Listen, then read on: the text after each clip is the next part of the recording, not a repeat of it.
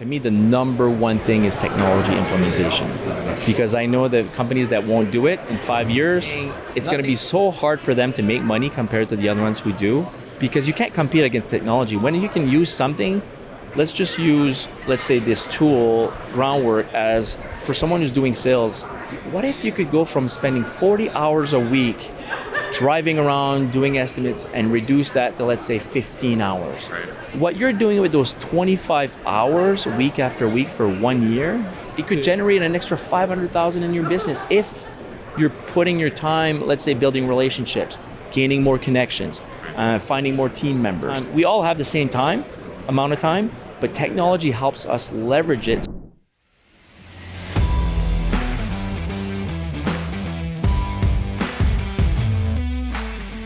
Bourque, the one, the only. How you doing, man? Great to be here, Jeff. Yeah, Thanks for having me. Yeah, absolutely. So you and I have known each other for a handful of years, and I know I've heard just great things about your work on the coaching side of things, and just a lot of common friends. Maybe I'll start with this question for you. Just hopefully a softball for you. What are you seeing right now, economy-wise? Talking to your client base, anything different regionally, different things going on, hey, it's still cranking down here or over here, or is it just kind of holding steady? Has it dipped? What are you hearing in terms of like the economic situation across the client base? Right now, speaking with dozens and dozens, probably over 100 just in the last 3-4 months, companies, they're noticing that they have to spend more money on marketing to get the same amount of leads. Yeah. So for those who have automated their marketing sides. So they're saying, hey, last year we were paying, let's say, $40,000 a year. This year we're going to have to pay probably $70,000 just to get the same amount, because Sure. So the spending is there. I've also done my own research. I did a talk on that yesterday about the economy. And, JP Morgan just came out with a report in the third quarter saying that there's a 50% chance of a recession in 2024 right now, based on different factors like what's going on in the world, Sure. and then plus just the fact that the banks are trying to slow it down with Right. just the interest on the houses and stuff. So definitely we're seeing some changes. Doesn't mean there's going to be recession. Doesn't mean there's going to be anything worse than that. But I think companies need to think about it as if you're ready for it. If it doesn't happen, great. But if it does happen, you're going to be able to go through it and still know what to do. Right. You won't have to panic, right? I've heard this same type of story from a couple of different contractors, where the larger projects are still kind of moving forward. It's like, hey, if you got the money, you got the money type of thing. But for those that may not have the consistently or the truly deep pockets, those like $30,000-$40,000 projects is maybe what's disappearing. Are you seeing something along the lines of that? I've already had some clients say that their clients are saying, hey, we're still going to do a landscape project. We're just going to do 75% of it. Right. Or what can we put in the budget this year that fits this and not the whole thing? Right. So they're already starting to split up.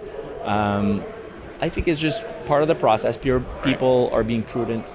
I think it's smart, but at the same time, as a landscape company, you have to know what size of project you want and really focus on offering that to the client, but also offering options, Right. especially if ever the economy shifts. I've Right. gone through the economy in 2008, 2009.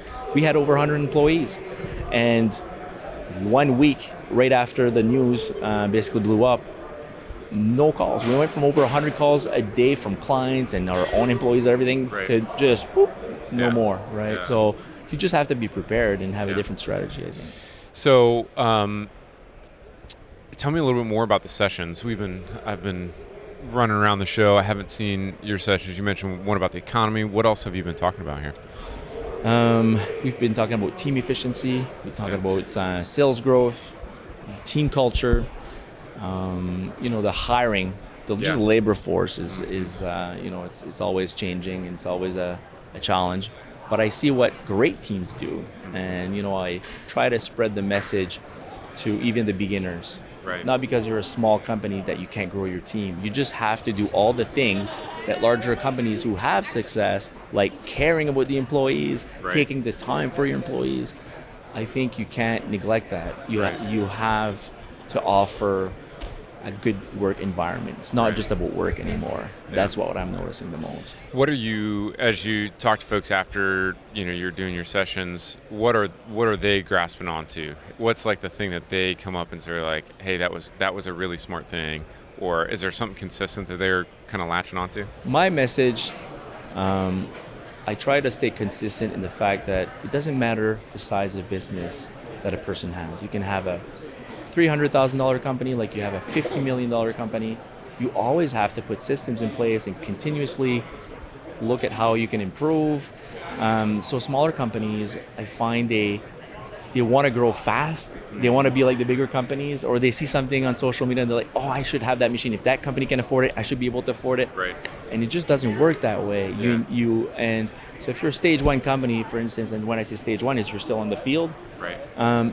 you can't operate like a stage three, like a company that already has all the systems, the teams, being independent on the field, the sales process, Right.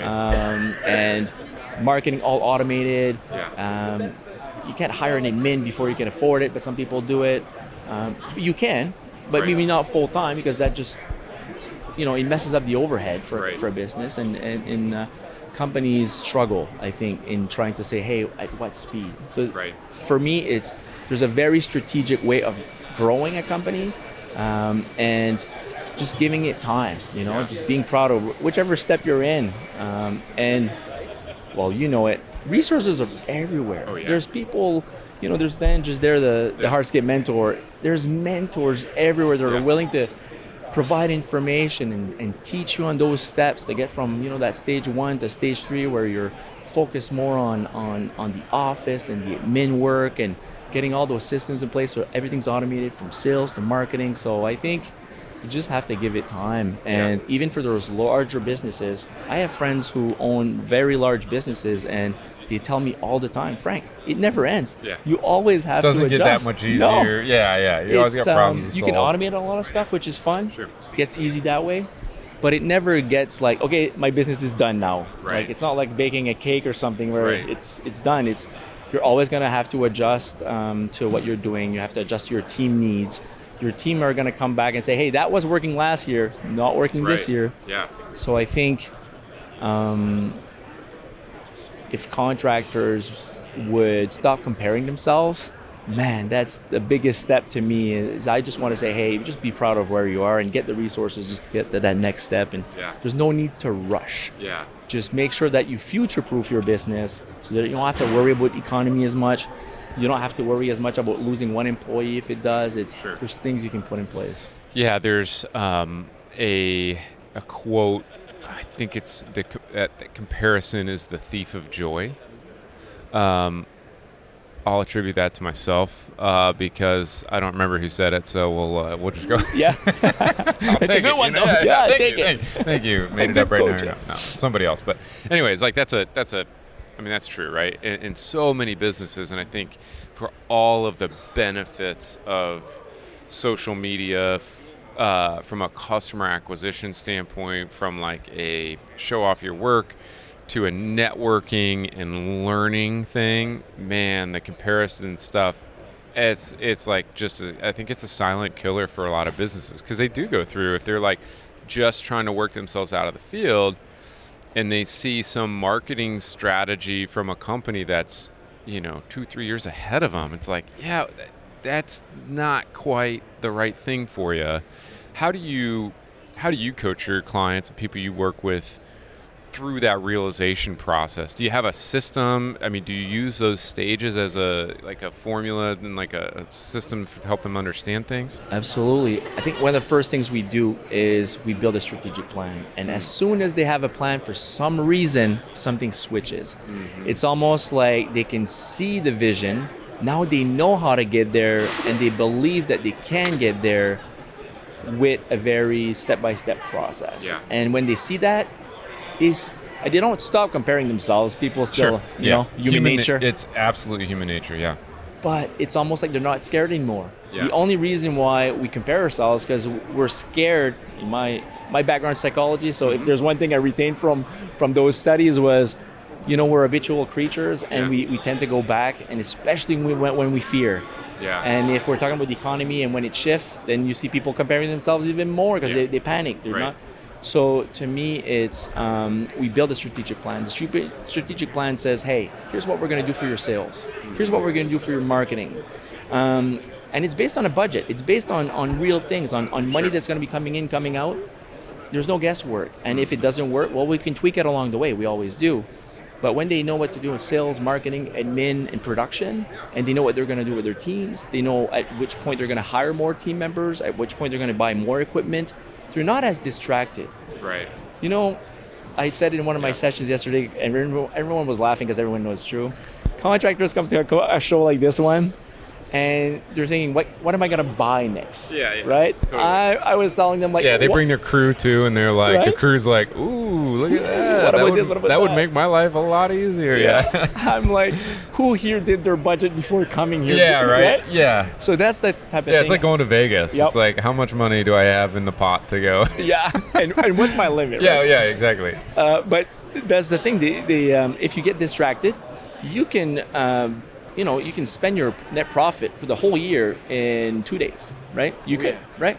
Yeah. So staying focused is the number one thing I think that I bring to the table for my clients. Yeah. Saying, hey, here's the plan. That wasn't on the plan. Yeah. And they go, all right. I tend to do that sometimes. I go back to my bad habits or wanting to buy that excavator or doing this when they should actually be investing in technology like this for automating their sales. Or a good CRM to be able to put all the information in one place and track their numbers. And I know it's boring, but I asked the group the other day, who likes numbers? No one raised their hand. I said, who likes money? Everyone raised their hand. I said, it's the same thing. Yeah. It's the same thing in business, but I get it. There's just... When you are... you have customers all over the country, right? Are you seeing any regional differences in terms of maybe not just, kind of how freely money is flowing from the customer side of things? It could be, labor or anything else that's like different in different segments of the country, or is it all kind of the same? I think it varies. I have clients, I just had a conversation with a client in the Midwest where it's kind of there's still, customers are spending a lot of money still and all that stuff, but you need a different strategy, I find, for, let's say, the Northeast or the Midwest. It's, but the same strategies applied work everywhere. Right. So when people don't have strategies, we can easily pinpoint what we need to do. Different markets, obviously, just like the South does not operate the same way. Like if you talk to a company in Florida, right. They run all year. Right. They don't have totally different. They don't have to go 10 hours a day or more. It's an 8 to 4 or 8 to 5 job, just like anything, all year. It's very more consistent. But then for the clients up north, they have to produce between 7 to 8 months the same amount of revenue that companies. So we need a different strategy. Right. And especially now that, when you start hearing customers say, hey, my marketing strategy from last year doesn't work this year. I got to spend more money, but I don't really have it in the budget. That's when we realize, okay, we need to put more effort, energy into this and plan it out. Yeah, it's we've seen this in our business too. It's like sometimes you are executing on, and sometimes it's like you what you planned. You may be doing what you should be doing, but there are other factors outside of you that, it could be a market factor, it could be a competitor, it could be all these other things. You need to pay attention to that stuff just as much. I want to go back to your strategic planning thing. What is the time frame that you do that strategic plan on? Usually it's within the first month of working with my clients. But what's the kind of the lens? Like, is it a 1 year, 3 year, 5 year? So we do the 1 year is very, very detailed. Mm-hmm. The 3 year is like every decision we make within that year is to actually hit those targets so that we can get to the goals for the 3 year and the 5 year. Yep. We also have what I call, well, not just myself that calls that, but the BHAG, right? The big, hairy, audacious goal. Mm-hmm. And it's funny, But when people don't have that set for the next, let's say in 10 years from now, I know it's far, it sounds far, but time flies, right? Yeah. For instance, Local Roots Landscaping worked with that company. They're doing the demos here at the Hardscape North America, and they were $1 million company, just struggling like anybody else. Same challenges, couldn't find employees. They grew to past almost 8 million in 3 years, heading towards the 10 million. But it's because they were just really focused on doing the work. But when I even mentioned what would be your 10-year goal, they said, well, I don't know. It would be so much fun to hit like 10 million one day, right. And to be profitable at it, at 10 million. 3 years later, you're there. Right? But they were scared when I even mentioned it right. during the strategic plan. Right. And then I went back and showed them the strategic plan from 3 years ago, and they said, wow, it's powerful, right? Yeah. The more focused you are, how fast it can happen. Yeah, and sometimes you need, a lot of times you need somebody from the outside to help you get there, right? Like, you can't do that. We say that all the time in our business, like, hey, we're too close to this problem or too close to this thing. You don't see let's go ask somebody else. Ask a friend. Honestly, sometimes, like, I will tell my marketing director all the time, I'm gonna go run this by my wife. She knows my business. She knows what we're doing. But kind of is outside, so it's like, seeking those outside resources is just super, super effective way to check yourself and to push yourself too. What are you seeing and what do you expect to happen, 2024 and beyond? Maybe that's an innovation thing you're tracking on. Maybe that's, something that you picked up from working with, the businesses you work with. Any trends or like new stuff you're excited to see the industry take on here in the next year or two? For me, because I help businesses automate their process from sales, marketing, production, admin, to me the number one thing is technology implementation. Because I know that companies that won't do it in 5 years, I'm not saying they're obsolete, but I'm saying it's going to be so hard for them to make money compared to the other ones who do.